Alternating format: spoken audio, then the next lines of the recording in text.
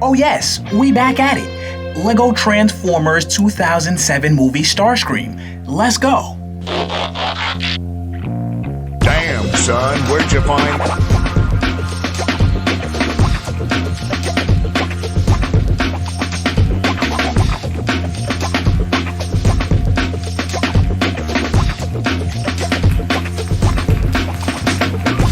Yo, what's going on, guys? It's your boy Say here.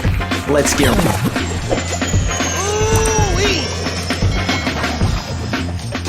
Alright, so here we got my boy Starscream scaling in at a measly 5 inches tall. Don't sleep on this build though, because even though it's this small, there's a lot of tiny little pieces here that I use to detail it.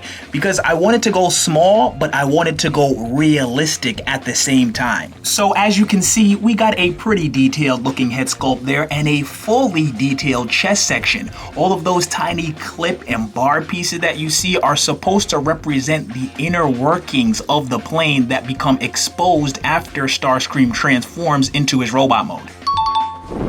Now, because I did make the instructions available for people to download, I did design this guy to be transform friendly. Had I gone for a version with a cleaner back, it would have been possible, but the design would have had to have been way more complex, fragile, and it just wouldn't have been fun to even transform the thing anymore.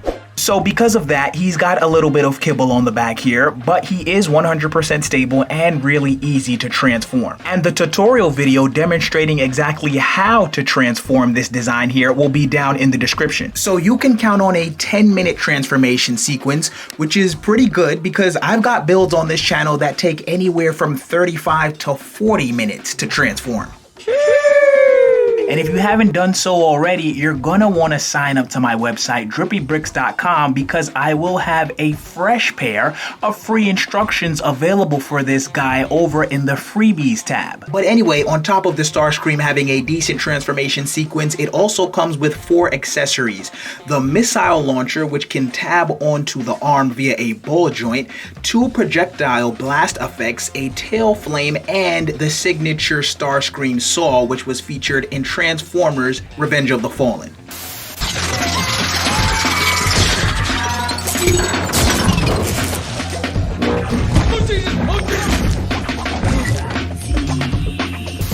As for the articulation, the design is pretty much fully articulated, but does sport 2 main weak points. The head, which is attached to the body via 1 stud, and the nozzle of the plane, which ends up on his back in his robot mode, which is also attached via 1 stud. Oh, and I forgot to mention, the limbs are composed of a lot of pneumatic bars and round plates, so they're really tiny, but the connections are really strong. So if you want to move the bicep, you're gonna have to hold the shoulder down. If you want to move the forearm, you're going to have to hold the bicep down, and so on, because the connections are so strong that moving the entire part of a single arm could cause the whole arm to snap off.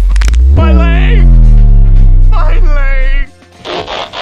Moving on to the F-22 Raptor mode here, as you can see, the build does come with a stand to help its display value, which will be colored in all black. I just didn't have time to find the pieces.